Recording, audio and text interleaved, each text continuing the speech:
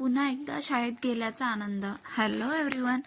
आजची सकाळ नेहमीप्रमाणेच धावपळीची होती. मुलाला शाळेत सोडलं आणि घरी येऊन शांतपणे झाडाला पाणी घातलं आणि त्यानंतर देवाची पूजा वगैरे करून आज गुरुवार असल्याने मला उपवास असतो. मोस्टली मी गुरुवारी पिवळ्या रंगाचेच कपडे घालत असते. असो त्यानंतर थोडी तयारी करून मी FWC मध्ये गेली. आम्ही काही दिवसापूर्वी शिलाई मशीन शिकण्याकरिता नावे दिली होती. त्याच संदर्भात आमचा आज पेपर किंवा परीक्षा घेण्यात आली होती. खूप दिवसानंतर पुन्हा हातात एकदा पेन घेऊन पेपर दिला. थोडं दडपण होतं पण मजाही आली. त्यानंतर झालं प्रॅक्टिकल. मशीनवर नीट शिलाई मारताना जुन्या शाळेच्या दिवसाची आठवण आली.